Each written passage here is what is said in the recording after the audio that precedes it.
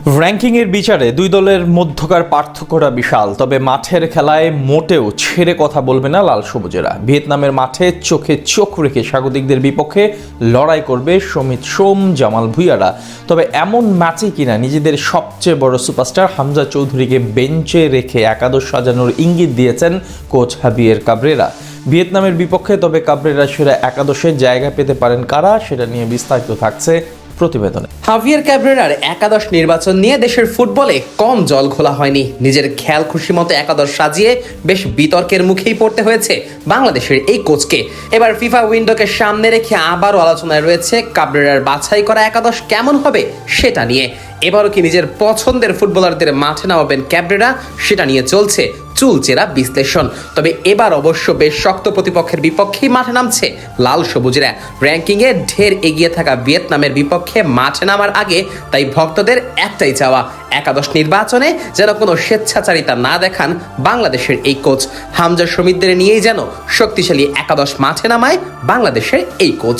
Goalkeeper হিসেবে স্কোয়াডের সুযোগ মেলেনি আনিসুর রহমান জিকোর, তার পরিবর্তে মেহেদী হাসান শ্রাবণ ও সুজন হোসেনকে রাখা হয়েছে স্কোয়াডে।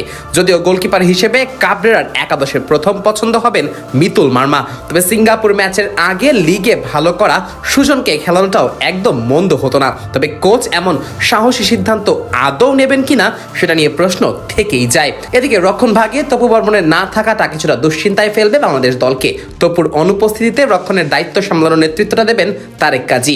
এছাড়াও সেন্টার ব্যাক হিসেবে তারেক কাজীর সাথে থাকবেন শাকিল আহাদ তপু।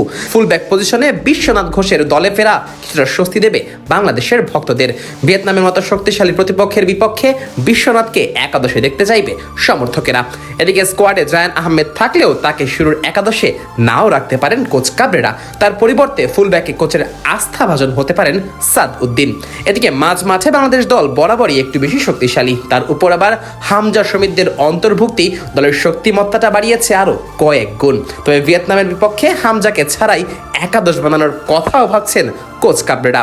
কোচের ভাষ্য অনুযায়ী ভ্রমণ ক্লান্তি এবং আবহাওয়ার সাথে মানিয়ে নেবার ব্যাপার থাকায় হামজাকে বিশ্রাম দেওয়া হতে পারে। সেক্ষেত্রে জামাল ভুঁইয়াকে শুরুর একাদশে দেখা যেতে পারে। এদিকে হামজাকে যদি শেষ পর্যন্ত নাও খেলানো হয়, তারপরও মিডফিল্ডে সমিত সোম, কাজেম শাহাদের উপস্থিতি ভিয়েতনাম দলে ভয় ধরিয়ে দিতে পারে। আক্রমণ ভাগে রাকিব হোসেনের অভাব বেশ ভালোভাবেই ভোগাতে পারে বাংলাদেশকে। তবে উইংয়ে ফাহমিদুলের দলে ফিরে আসা অনেকটাই আশাব্যঞ্জক বলা যেতেই পারে, কেননা প্রবাসী বংশোদ্ভূত এই ফুটবলারের খেলার ধরনের প্রতিপক্ষের রক্ষণ ভাগ বেশ বিপদেই পড়তে পারে। আর ফলস নাইন কিংবা অ্যাটাকিং মিডফিল্ডার হিসেবে শেখ মোরসালিন তো আছেনই। অপর পাশে ফয়সাল আহমেদ ফাহিম সামলাবেন দায়িত্ব।